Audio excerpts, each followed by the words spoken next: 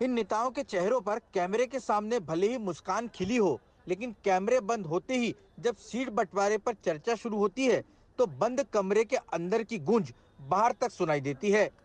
ये हाल केवल महाविकास आघाड़ी का नहीं, बल्कि महायुति में भी यही कहानी है। विधानसभा चुनाव में बमुश्किल 1 महीने का समय रह गया हो, लेकिन अब तक उम्मीदवारों की पहली सूची नहीं बन पाई है।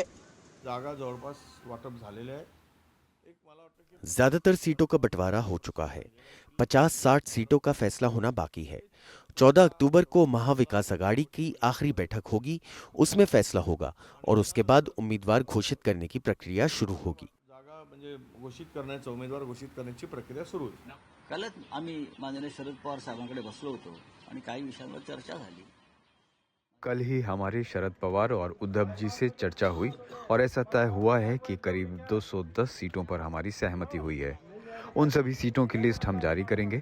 इसके लिए किसी मुहूर्त की ज़रूरत नहीं है। हमारी महाविकास अघाड़ी के लिए हर दिन मुहूर्त जैसा होता है।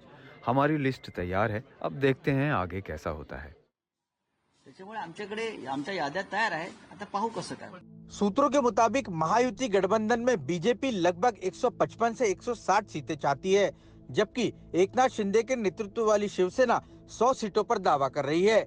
वहीं अजित पवार की पार्टी अपने लिए कम से कम 60 सीटें चाहती है और सीटें केवल 288 है। ऐसे में सबको अपनी मर्जी की सीटें नहीं मिल सकती। कहा जा रहा है कि बीजेपी 155, शिवसेना 85 और एनसीपी 48 सीटों पर चुनाव लड़ सकती है। वहीं महाविकास आघाड़ी में कांग्रेस 125 सीटें चाहती है, जबकि शिवसेना यूबीटी 100 सीटों की मांग कर रही है और शरद पवार की एनसीपी 80 सीटें चाहती है। सूत्रों की माने तो कांग्रेस को 113, शिवसेना यूबीटी को 95 और एनसीपी शरद पवार की पार्टी को 80 सीटें मिल सकती है।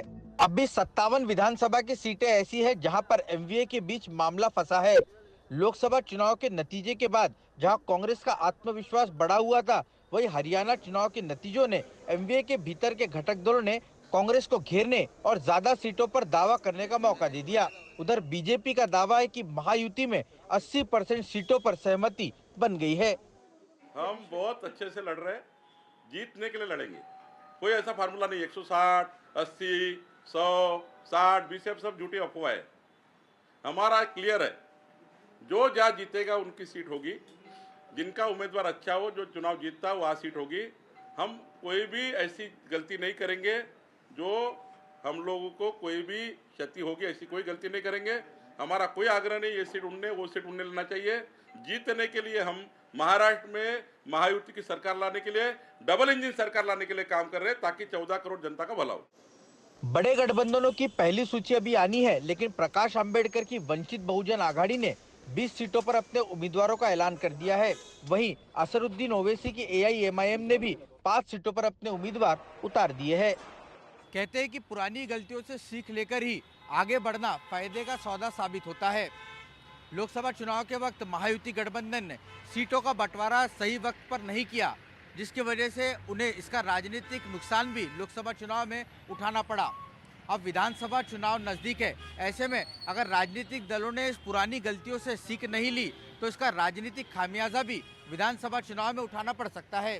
कैमरा पर्सन संदेश बैकर के साथ रौनक कुकड़े, एनडीटीवी इंडिया के लिए।